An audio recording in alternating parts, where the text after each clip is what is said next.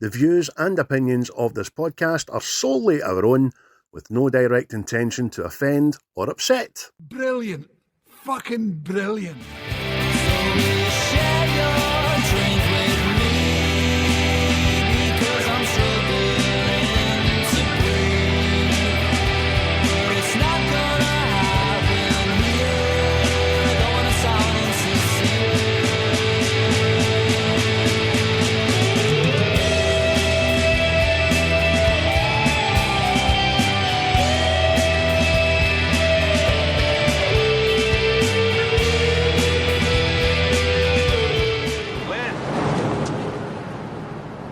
Philo Beddoe. Do I know you? You're gonna. Everybody, welcome to another episode of What's the Script? Series 4, Episode 5, and what Chris has just informed me is the longest series ever, because we're only 5 in, but we started it before the festive period, so it feels like ages, man. Mate, how are you today? You good? You well? Yes, I'm tickety-boo. Just this episode has taken a long time to come together because obviously Windows decided to kill my fucking laptop, which reminds me, Bill Gates, I hope you stand on a fucking plug. Aye, an American one, so it's 2 prongs right into your fucking curvy bit, know what I mean, between the heel and the toes and that. Aye, so folks, unless you didn't know, where we were sitting about 3 days ago, ready to go, and your laptop just decided to turn into fucking Jerry Lee Lewis, didn't it?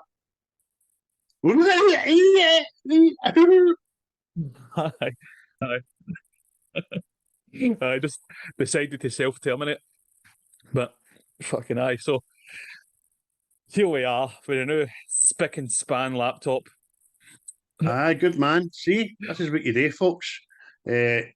Hardware's all sorted. It just seems to be the Wi-Fi that gets fucking on your nerves now, know what I mean? But aye, it was a sad day. I was all sitting excited, ready to record, and big Chris ended up nearly in rehab. I got management, fuck's sake. I mean, Jack Nicholson, like that. Woo-sa. Aye, don't raise your voice to me. What? I wasn't raising what? No. So there we go, smashing. So aye, it's series 4, episode 5. We are doing the 1978 classic. We always do classics, didn't we, mate? We always do this shite. 1978 classic, starring Clint Eastwood, Every Which Way But Loose. And believe it or no, 1978 was the year I was born, and I counted it on my fingers. I am but 7 months older than this film when it was released in December of 1978, mate. Aye, it's a very well loved film for round about your age group. No, I mean it's That right, son. been... Aye, take my horn off your arse, you wee bastard. Talk to. The first time I seen this, it was probably a Channel 5 during the day number. Know what I mean? So that's if you know Channel 5, I mean they show films for the 90s and that's their premiere. Know what I mean? So see what's on during the way. It was long ago. Aye, exactly. It turns out it was the first of a duo. The second one was released just a couple of years later on the back of the success of this. For anybody that's never seen this, especially our younger generation, do you know what I mean, that don't even watch films now, it's Every Which Way But Loose stars Clint Eastwood in an uncharacteristic and offbeat comedy role as Philo Beddoe. He's a trucker and a bare-knuckle brawler, and he roams American West looking for his lost love that he met in the Palomino. So he's obviously accompanied by Orville, who is his brother and his manager, and his pet orangutan called Clyde. In the process, Philo manages to cross a motley assortment of characters, including a pair of off-duty police officers and an entire motorcycle gang who are the Black Widows of Pacoima. And they end up all pursuing him for revenge while he's chasing Len, Hardy, Taylor. Quite the plot, isn't it, mate? Aye. No, that's just it's the highlight for me. This, hey, What's the highlight? what was this biker gang? You know what I mean? Oh, Because aye.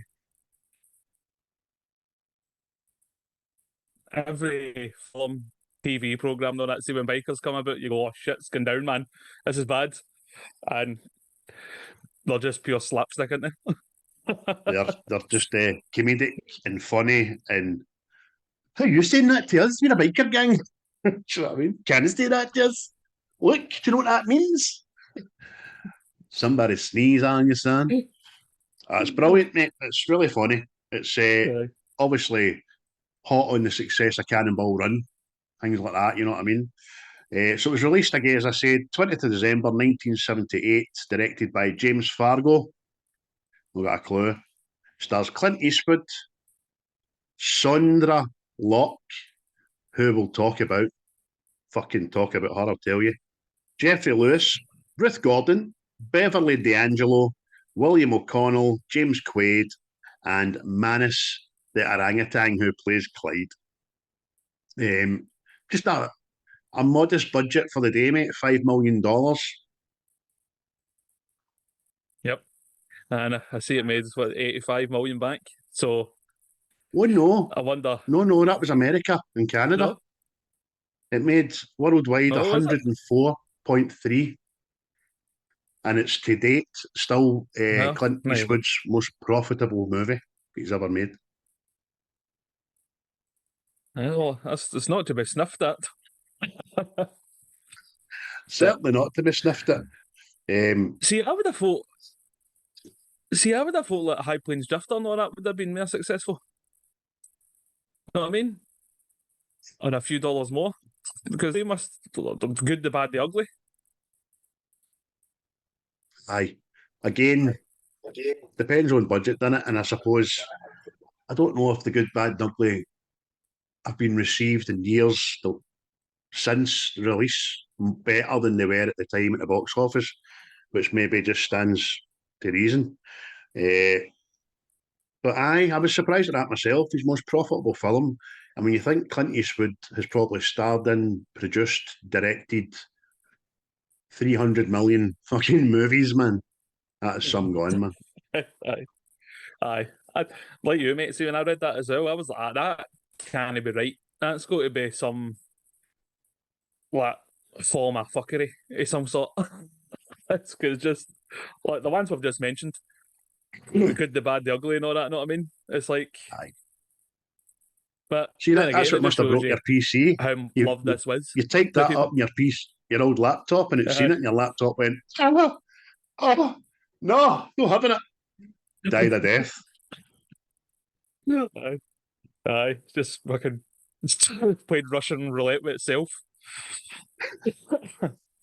So it's Aye, very kind of cowboy orientated and on it, mate, for where it is. And obviously the title track's sang by Eddie Rabbit. It's fucking magic. Love it.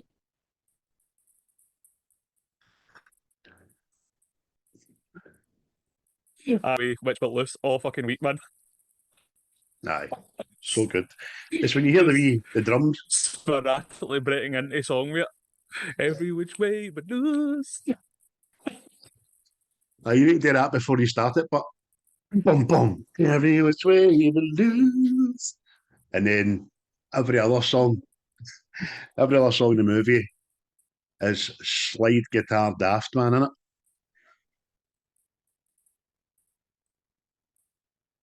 Aye. Again, it's funny that you say it was just after the tail of Cannonball Run because it's practically the same, isn't it? Like when it comes to music wise and all that. Because I had the same wee catchy tune, you know what I mean? That still gets sang. So It's good, man. Good. That's brilliant. So it's true as the synopsis said, Philo is just a truck driver who makes his money by bare-knuckle boxing, which seems to be in every like builder's yard and truck stop and bowling alley and all that kind of jazz in it. Right at the start, he pulls in his truck and it lets you know he's a bit of a ladies' man, doesn't it? Aye. What is it? Kisses the lassie at reception and then chaps the window. One like that. Hey, Aye, hey. just geezer the eye, man. Big fucking custard hips. Aye, and then obviously No. See, like, straight. see, seen this as well. I see this. Like, see, like Clint Eastwood in this as well. He actually does look physically imposing. Know what I mean? Whereas Aye, compared to the other ones, like his other films, he looks like a wee skinny guy. Know what I mean? I was definitely. He's no like Sylvester Stallone ripped, but he's got the biceps, man. When you see that first bit when he leaves the truck stop and he goes into the bar and he starts taking the nuts at the bowl, and the big Al's getting annoyed at him. Put him back. Excuse me. The nuts, put him back. Are you taking him to your tree? Are you squirrel? That's it. You're a squirrel taking the nuts to your tree. And you just see the bicep getting bigger and bigger as he crushes the nuts, don't you, man?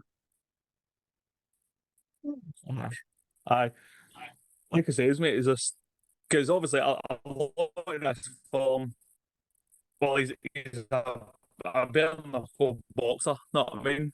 So, and he, like you see these films, he's always fighting a guy bigger than him. So, made sense that he looked bigger at all. Because, like I already says, other films that you see Clint Eastwood, he looks a bit skinny, know what I mean? But Aye, suppose so. this, Uh, he looks everything a trucker looks like, mate. well, he had a good coach for this. He had Alan Silvani was his boxing coach, and he was also used to train Sylvester Stallone for Rocky. So when you see him like putting up the dukes and all that, he was properly trained for the boxing. I had the boxing there, and his diet and all that kind of stuff. So he was in good shape because I'm trying to think. I'm 45. Clint Eastwood's what 92, so he'd have been about what my age when he made this movie, man. Oh, it's mental that.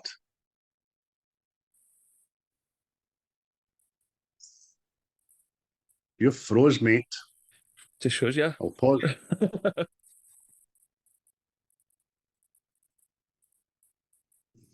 All right. Aye, should be back on recording now. Aye, so he was in good physical shape with that guy training him, wasn't he? Brilliant, man.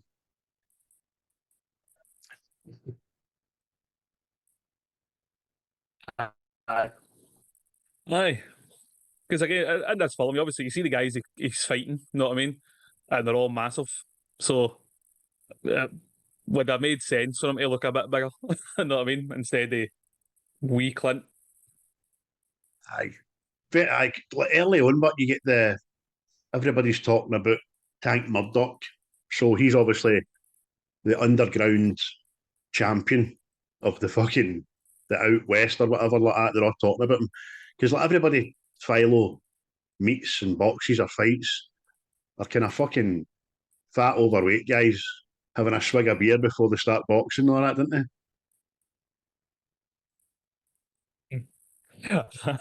Aye, men's men. Know what I mean?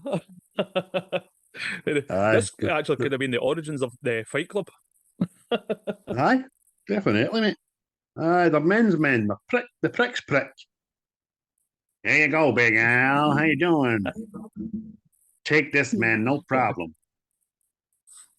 Uh, but this film as well, right? See, it's funny and all that, but I didn't know that this was Clint's like first like really comedy film. Know what I mean? when you think Aye. about like Kelly's heroes and stuff like Aye, it was kind of out of left field and caught people unawares. They were surprised they done it. But I suppose you have there's too many actors do the same thing for the duration of their career. Very few of them go outside their wheelhouse. You know what I mean? So it's a mark of a good actor testing themselves. I mean, Jim Carrey done it. Fucking Robin Williams even done it. Do you know what I mean? When he done 9mm, and even more like shocking was Lee Evans. Remember Lee Evans appearing in a film about a guy that was paranoid and had a camera on him all the time. Kudos, know what I mean? Sometimes it works, sometimes it doesn't. that. Aye, because we'll talk about Cannonball Run. Apparently, this was originally what offered to Burt Reynolds, and he knocked it back. So, Aye, good. He seems to be at the top of the tree where film offers go that me and you do.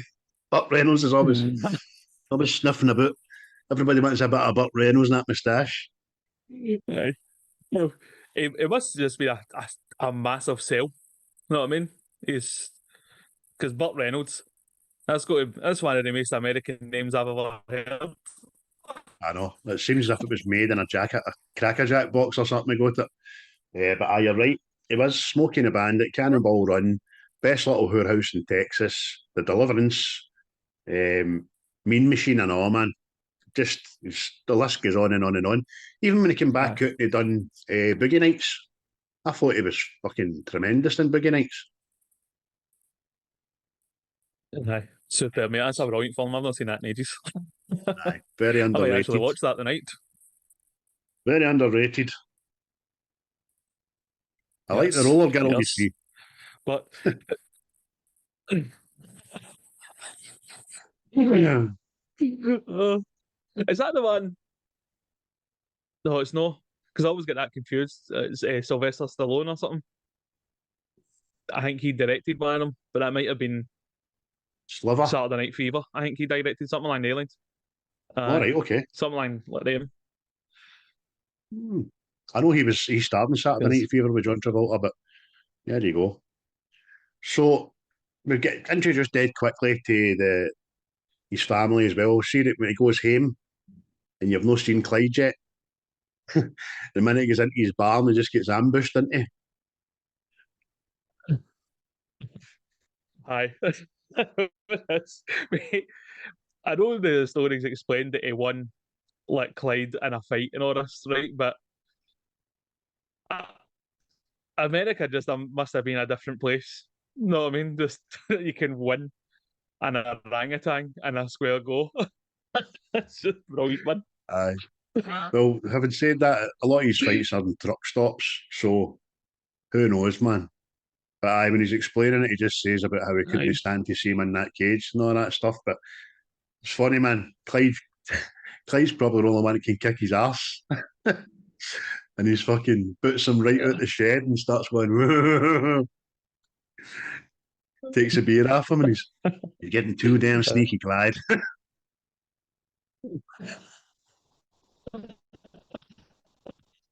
Aye.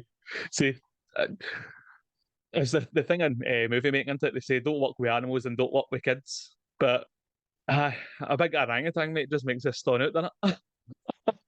Well, Clint Eastwood himself said that Clyde the orangutan is one of the most natural actors I've ever worked with, but you had to get him on the first take because boredom kicked in after that. Know what I mean?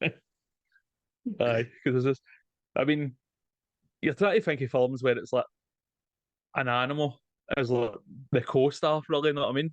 But aye, I don't know if there's like films before this, but I think this might have been one of the first ones, that like the animal was like the sidekick sort of thing. Aye, could have been. I remember a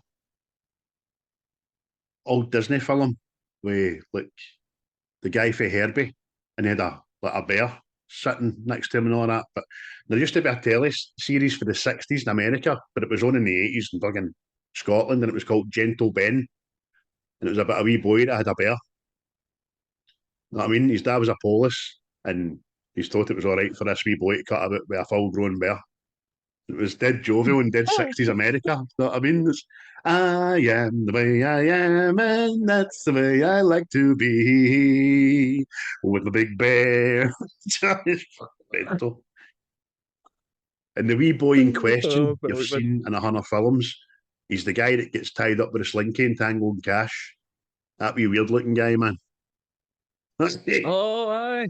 Aye, he's in all sorts of Adam Sandler films, isn't Aye, just appears in mad movies. Like, hello. He'd have made a good Igor. he? Aye. But aye, even the wee character, Clyde, in this, mate, see so the parts he's in it, mate, he's funny, know what I mean? Especially that bit where Clint Eastwood kids on to shoot him and all that. See, putting the horns up. Brilliant, man. But makes you think, what did they do to that monkey to get to do that sort of stuff? Know what I mean? That's it. Well, apparently the monkey nearly like killed him.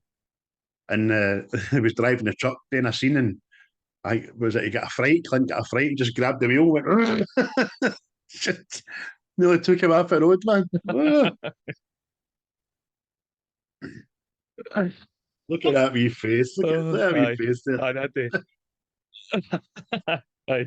I could see even the interactions between Clyde and the old Mo. Brilliant, Oh, man. we need to discuss. I see he gets right up and fucking smacks her lips on her at one stage, doesn't he? But we need to talk about Ruth Gordon, right? Ruth Gordon played Mammy Beddoe, or Ma, as she's known in the film. Mate, she was born, right, in fucking 1896. She was born. So, telling you, man. So she's some age in this. She didn't die until 1985. She was 99 years old, man. But what a character. What a her patters. Brilliant. 12 ribs, my ass.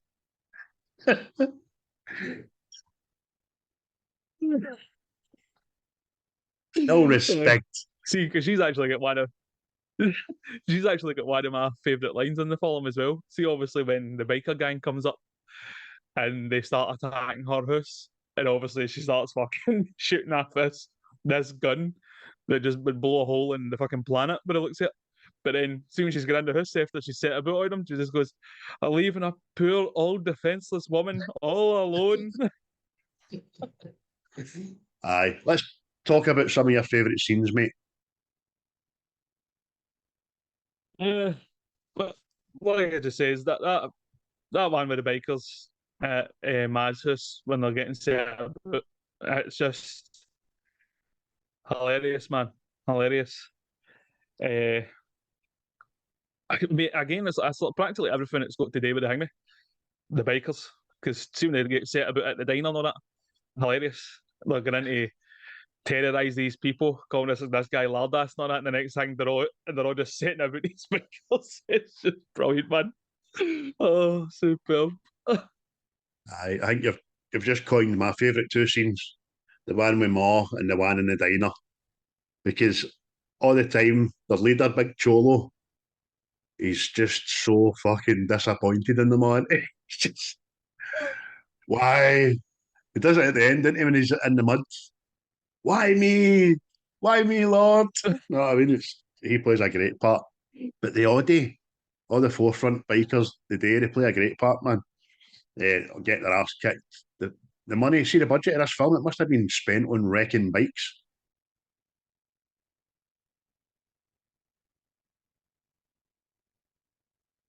Aye, because if you watch Sons of Anarchy, how important like the motorbikes are to biker gangs, know what I mean? But they get them stole after them, they get them broke, it's just brilliant, man. Just it's like a pure polar opposite to the Sons of Anarchy, know what I mean? Because the Sons of Anarchy just like slap everybody about, know what I mean? They were taking on the government, know what I mean? And this biker gang's chased away by a wee old woman with a shotgun. Aye, that's mental, mate. So as I say, there is other cracking scenes in this, but they two are absolutely brilliant. I want to spend a bit of time talking about what I fucking hate about this film, and it's Sandra Locke, who plays Lynn Halsey Taylor. And I'll tell you why I don't like her. She's an ugly looking bastard. She can't sing. She looks like she's went into a primary two class and asked two different Waynes blindfolded to put her eyebrows on. She's a skinny dying bastard. And he chases all air America for her. And what makes it worse, right? I mean, it could have picked it. I think in 1978, it had Farrah Fawcett or something like that. Or her that played Wonder Woman, whose name escapes me. I had a bevy of women. And he gave her the role. And see her singing, I know. Her singing's fucking, I can't watch her. That big mouth, that big chasm in her face. What's a girl to do? And she's trying to look sexy and all that. And you're just like, oh, threw up my mouth a wee bit there. And to top all that off, right? People listening here, what's worse is Clint Eastwood was banging her real life. Salad. Mate, that's what it is. I mean, she's she's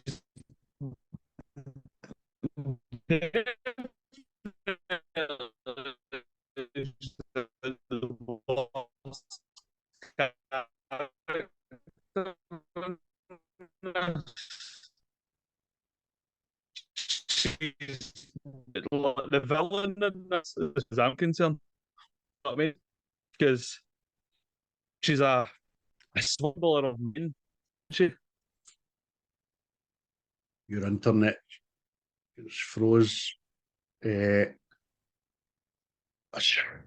just rotten, mate. Don't get me wrong, right?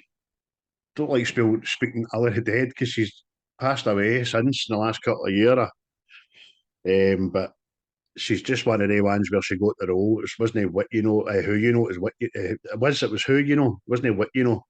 The only other time I've seen such bad casting was her in Temple of Doom. Minute she was sleeping with the director and all, wasn't she? Andy. She vexes me greatly. Super bud. I guess. Well, I think I've only ever seen her in something else, and I think it was the outlaw Jesse Wales or something like, or Jesse James, something like in Aliens. But she's not my favourite. Put it this way, not my favourite. No, not my fucking favourite either. The two police that chased him, just another random goes into the bar, bumps into him, big fighting shoes, you know what I mean?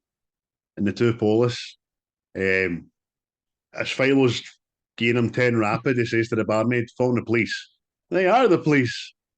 And they start chasing him, and oh man, mental. Yeah,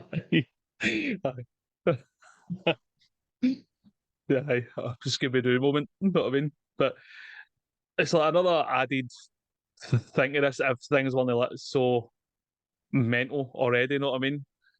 It's just like chaos ensuing from all angles. It's like another side story to the main story to another side story. It's brilliant, man. Exactly. And see, I know I quite like Smoking the Bandit. See, when it goes to a scene with him, like in Smoking the Bandit, every time you see Buford T. Justice and his boy, and the police car goes, dun, dun, dun.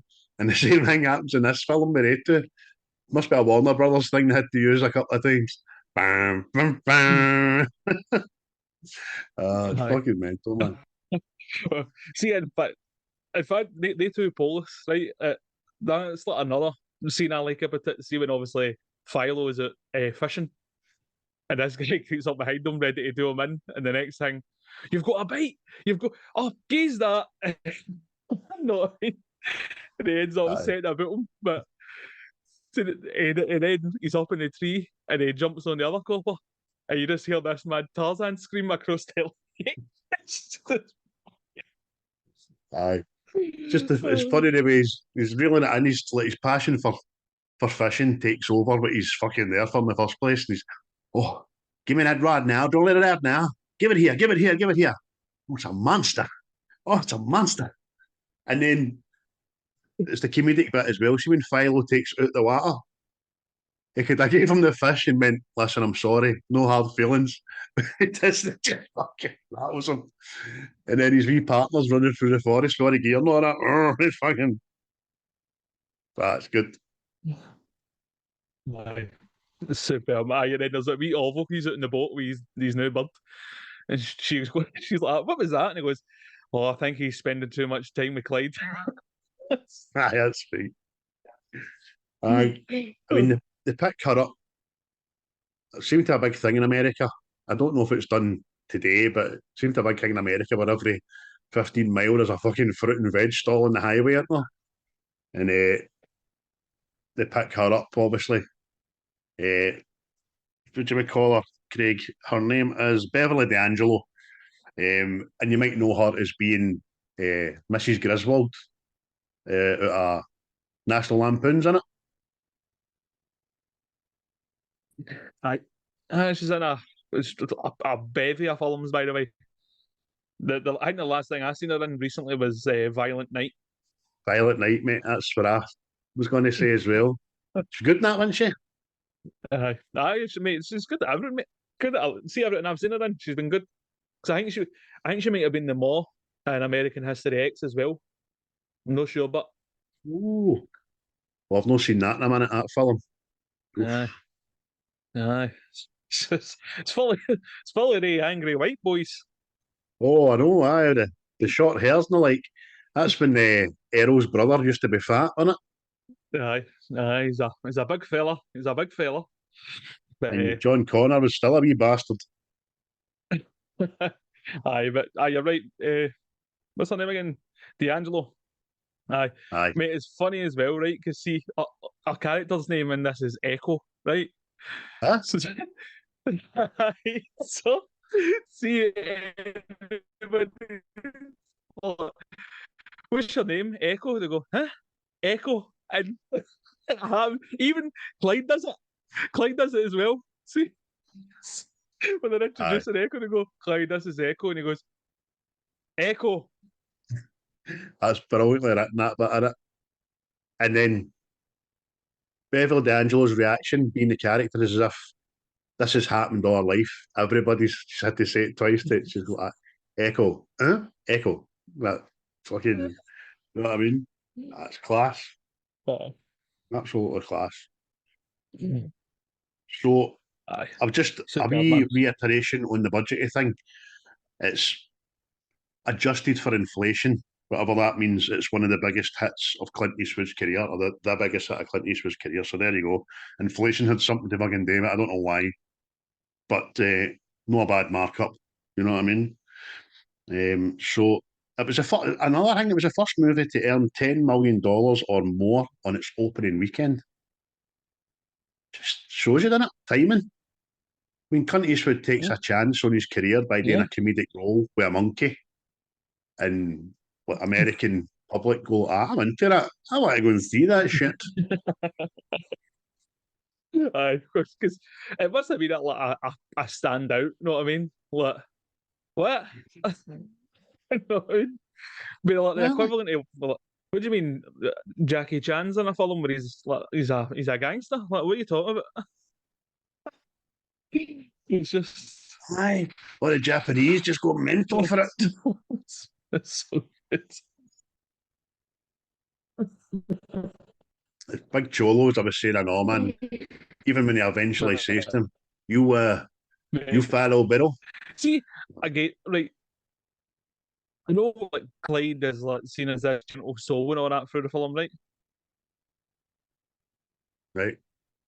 That bit is where all is underneath the van. Oh, and aye. Clyde like takes his beer, but then like tries to murder him. Aye. That's it. He lifts up the car as if to say, use your beer or you're getting crushed. You know what I mean? That's the start of the Rise of the Planet of the Apes. There, Well, there is a big orangutan in that. It kind of starts off as a voice of reason, doesn't he? As if, come on now, we need the humans. You're doing a wee bit mental there, Caesar. And then he goes like that, fuck it. Starts dangling off the Golden Gate Bridge and all that, taking bullets. Aye. Well, Part of magic, man. We've talked about, before I cut you off. mate, we're out of sync. That's why. We're out of sync. I start talking Aye. and it's mental. I think it's internet in my location, to be honest with you, because it's going up and down like a fucking whore's knickers. So it is. So that's a pain in the dick. But we'll talk about the patter there. Another one, Cholo, when he's on Mo's porch, and he's like that to her, you're not very hospitable, are you? And she's just, hospitable, my ass, get off my porch. And as soon as she pulls at the shotgun, see the wee biker with the horns.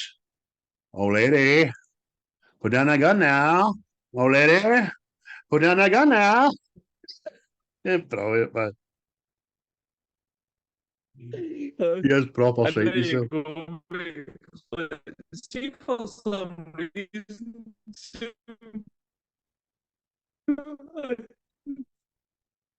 see when we're picking our films, we always seem to pick films that are linked by an actor somewhere because in Back to the Future 3. Because of Clint Eastwood.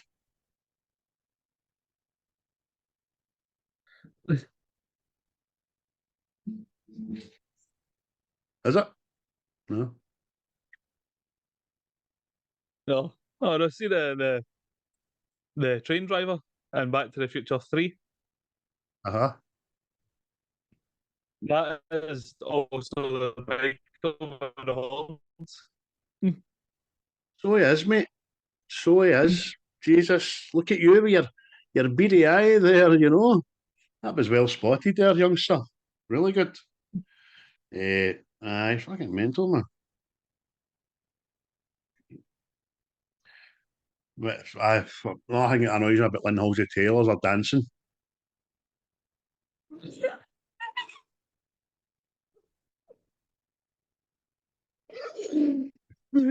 Wait, see the bit like I'd say it annoyed me about her.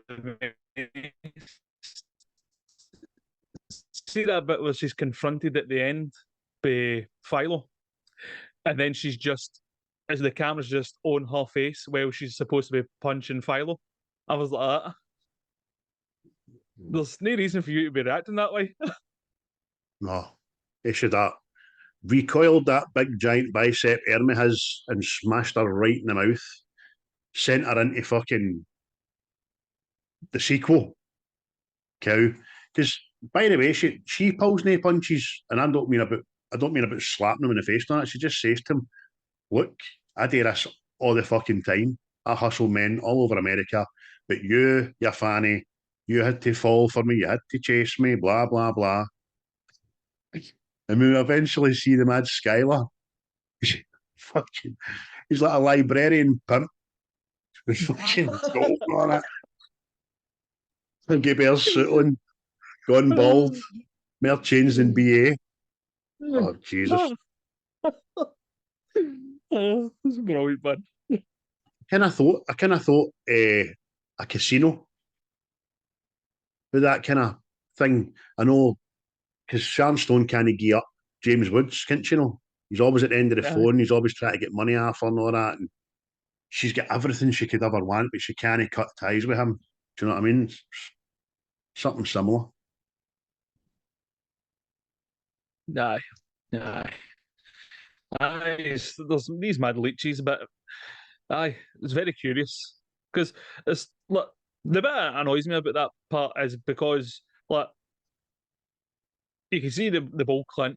Know what I mean? He's followed her across the country. Know what I mean? Gave her money, bought her shit and all that, and she's just. And because this guy has followed her, he found out what happened to her, sort of thing. She's gonna have for nut, and she hates him and like that. The fuck's the matter with you, you daft cunt? No, you were just a fucking mark at the end of the day. I mean, he's known her for 3 seconds, and he's getting her envelopes with 7 grand in it and all that. Oh, Right. I really want to open a club. What kind of club? A fucking packet of clubs? Mint clubs? You fucking idiot. 7 grand's that going to get you? It's mental. See, as much as like my favourite character in this is the character of Philo, right? Because he's obviously a good guy and all that when it comes to the regards with Clyde and all that, and wins these fights for his mate and all that stuff, right? But he annoys me with the fact that he he can't join the dots that this woman's up to no good. know what I mean? Aye. Especially when he's out a run, and she fucking speeds up to get away from him, you know what I mean? And then she's like, and she catches up. There's another good bit I forgot to mention as well. Like when Philo goes out that night to get pissed, and he ends up coming home drunk, waking up Orville and Echo, and it's no right. It's no right. It's shite. It's fucking. I'm telling you, it's bad news. Down with that sort of thing. And they're like, what are you talking about? Clyde, damn it. You've got someone. I nearly got someone. Clyde, you got no one. And he needs someone. They fucking take him to the zoo to get his hold into him, man. Brilliant. I will see that. Obviously, that film K9 with Belushi, that's obviously inspired that bit with the dog, isn't it? Know what I mean? Aye. Because that's that'll be just brilliant, man. Because you see, the wee Clyde's face and all, see when he's shutting that door there, just a big smile. See you later. Aye. There's a better one in the second movie when they've all got different hotel rooms. Philo's get fucking that skinny boot in with him. There's a fat guy and his bird wife in the other room, and then Clyde and this wee female orangutan in another room, and they're all fucking. He shuts the door when we get behind closed doors. I know he does that in the first one. I know it's funny as fuck, man.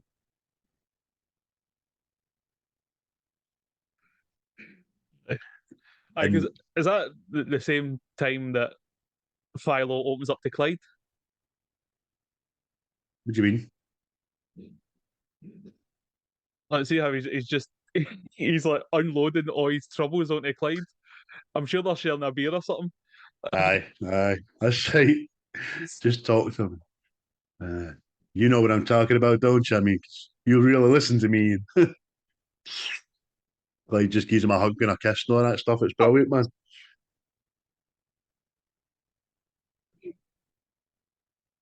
I wrote that down there. Philo opens up to Clyde. Pure buddy movie. Aye. Aye, so. Superb, man. Aye. I mean,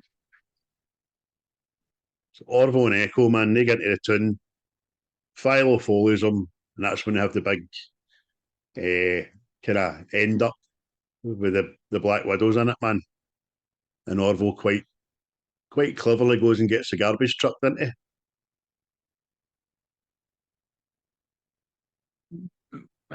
mate, see, and that wee tune as well, mate. See, like, obviously he's running through the street, and you've got like that big mountain behind him, and that wee tune, mate. It looked brilliant. It did. And did you notice the tune? When he's standing at one end of the street and Chola's at the other one.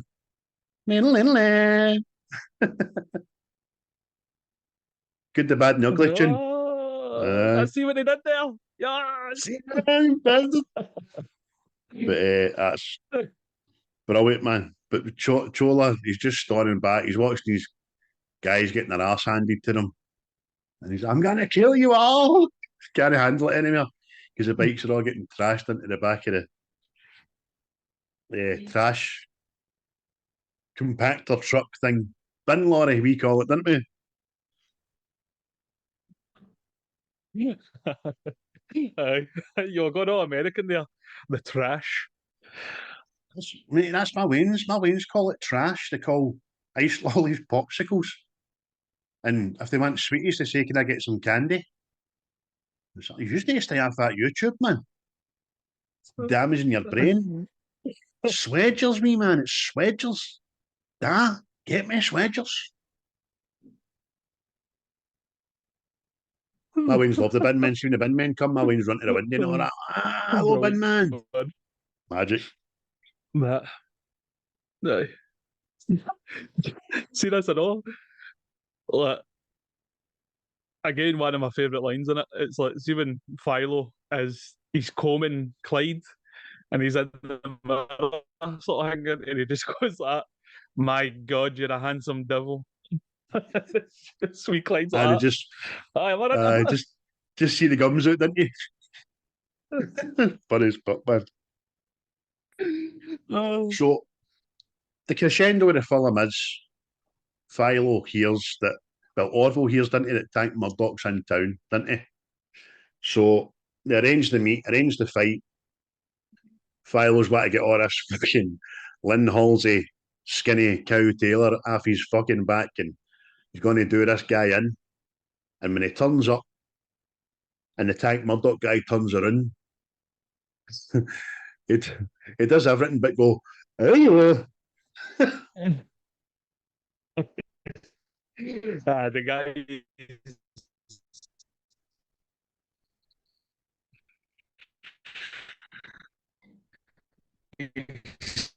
he's well past his prime, isn't he? He's overweight, Well past it, mate. obviously older, mad boozer. It's just interesting as well. And seeing it's like, obviously, Philo has like kind of, I don't know if he's pictured his life on Tank Murdoch, know what I mean? That I'm going to be the guy. And then it's during the fight, he kind of pities Tank Murdoch, doesn't he? Aye. Does pit him. He's still going to, I think he makes his mind up to do him. And anyway, he's going to win the fucking fight. And it's not until the end when he starts to hear everybody, oh, this guy, this is a new Tank Murdoch. Oh, he'll be the one to beat. And he decides, doesn't he? I don't want that shit, man. And he goes down in the fourth. That's it. It's like, he had this, he had this idea in his head that he was going to be top boy. You know what I mean? He was going to say about Murdoch, and then he just, because you see the crowd start to turn into it, that like they're all for Tank Murdoch and all that, and as he's getting it down, they start to turn, and that's when like, Philo kind of realizes this is all this guy has got. You know what I mean? Because like that's why I like the Philo character. You know what I mean? Because he is, for the most part, he is a good guy. You know what I mean? Like, even letting Murdoch beat him eventually in the end, because it's the one thing this guy's got left in his life gone for him. Know what I mean? Mm-hmm. And by the way, see how when he takes the dive and he looks up at Tank Murdoch, he knows, doesn't he? Tank Murdoch fucking knows, man. He just looks at him as if, I should be done. You've took a dip, man. But I'll keep my fame, I'll keep my belt. No bother. So I think it's a culmination of the whole story. He realised how easy it was to pick up people that want to fucking chase him. Do you know what I mean? Inadvertently. So if he's got a target in his back that people actively want to get him just to fight him, then it's no for him, man. Which is quite good. Good morals, the boy. Aye. Like I say, mate, that's probably why I'd say my favourite character in the whole thing, because it's quite central. You know what I mean? He's not a bad guy. Does the right thing when it comes to Clyde and all that. You know what I mean? And even after he's been fucked over with that woman, the decency still comes out in him to let this guy win this fight. You know what I mean? Aye. Whereas any other guy would have walked into there, probably killed the guy, you know what I mean, through pure anger, took it out on him. So it was good. It ended with him fucking all laughing in the truck anyway, as the song kicks in and the film ends. And the one I watched was great. No, that was a good copy. I think it was digitally remastered, so it looked smashing. The only thing it could really tell you about the date and time was the cars and the cans of beer and all that kind of stuff, wasn't it, man? Aye, I can see why it was loved for a word to choose. Know what I mean, by a lot of people, because it has got that. It's got that buddy comedy about it, hasn't it? Know what I mean? And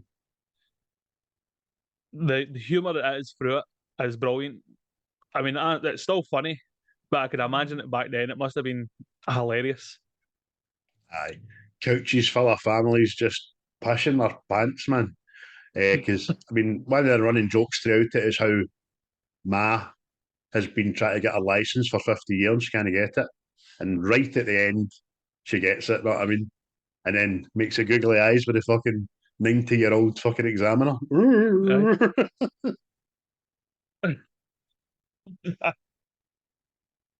But what'd you get out of 10, mate? Aye, that's. I'll get a solid 7. Solid 7. Aye. 7.5 for me, just that wee 5. It's not quite an 8, know what I mean? We're probably not even doing 0.5s, but I don't feel 7.5 for me, fuck it. Nostalgia factor's still good, still makes me chuckle, still makes me smile. When I was a wee boy, it was all about Clyde, wasn't it? Everybody loved Clyde and all that. My dad used to cut about going, right turn, Clyde. If there was an arsehole in the pub and come up and start and talk to you, my dad used to look at me and go, right turn, Clyde. So fucking hooker. I mean, that was my dad's sense of humour. Aye, because that's what I mean. There's even a fucking song like Tongue Clyde. I'm sure there's. I can't remember who it is that does it. No, I mean, but it must have just been a phenomenon for people, and the whole orangutan thing that just ticks boxes for people. Know what I mean? You can imagine. I can imagine Wayne's laughing. See that bit? Well, put your hands up and bang and kissing man or that. It must have been brilliant. Aye, we just need to find that Disney movie with the sheepdog that hooks a guy and all that. We need to find that. Need to know what that is. Oh, it's like something the dog PA or dog detective, something along the lines, man. Best 10 seconds of video you'll ever see in your fucking life. You know what I mean? Just always make you smile. We were talking about how this film, it's like might have been one of the first ones where the animal was the sidekick sort of thing. Would you say this is the best of those films? There's that much to choose from, isn't there? Aye. The one that always sticks with me, as we've mentioned, is K9. I think K9 was my first ever. I watched this when I was a wee boy, obviously, but K9 I was a wee bit older and I just thought it was smashing. And then I got it on video and I watched it to fucking death. You know what I mean? Jamie Lee. I used to think John Belushi was fucking funny as fuck as well. I used to love the guy. Even in Red Heat with Arnold Schwarzenegger and Jingle All the Way, Santa Claus and stuff. His brother was a buzz and he was a buzz, you know what I mean? But there was that. Turner and Hooch, I never watched it and all that, liked it, but I don't like that goofy Tom Hanks. I really don't. But what's yours with an animal in it? It's probably K9 for me, I know. Because I've got a German Shepherd dog, and I think this is what kind of sealed that choice. Know what I mean? Also, mate, I very much enjoy Beethoven. So I do. That big dog was a big belter. You know what I mean? Not so sure about the foley up to it, but the first one was really, really good, man, and the plot was good, and the guy that played the dad was fucking funny, really funny, because he was always getting the piss took at him. I know how he feels. Doug's better thoughty than him. I know exactly how he feels, man. So K9 for me, mate, and K9 for you. So that's quite good. So, folks, listen, thanks very much for tuning in and listening. I'll say just now, apologies for the audio and the visuals that you're going to experience on this, which is very disappointing. It's because I'm off location. I'm somewhere else that I can't no be right now. And normally, internet's as strong as my pish after a good drink, but it seems to be going up and down, up and down, up and down. But we'll plod on. I'll edit it. We'll get it out there. We'll tag the life out of that wee bastard, the Clint Eastwood on X. Make his life a misery.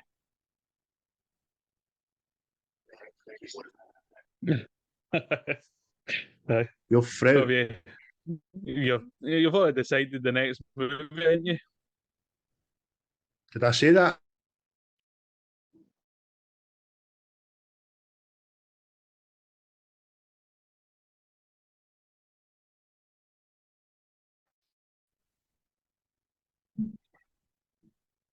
Sorry, mate.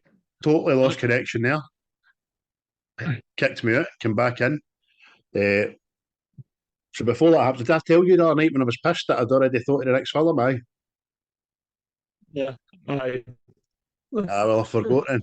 It's right. Aye. I've definitely had a film in my head at that moment in time, I promise you, but I don't know now, because I can't remember what I was thinking about. Let me see. I've got my big list here. Oh, there's that many. I'll need to get back to you. I'll get back to you. But rest assured, it'll be done for hopefully the comfort of my own home the next time, and we get the recordings perfect. Because this has been shit. But I just don't really want to talk about it again for another hour. You know what I mean? Elsewhere. Aye. No worries. Yes. Well, thanks everybody for listening and that. And I'll see you in the next one. Aye, thank you. And keep following, keep liking, keep subscribing, keep sharing, and keep hoping this is the last time we have a fuck up. Nice. Cheery bye. Cheery bye. The views and opinions of this podcast are solely our own, with no direct intention to offend or upset. Brilliant. Fucking brilliant. So share your drink.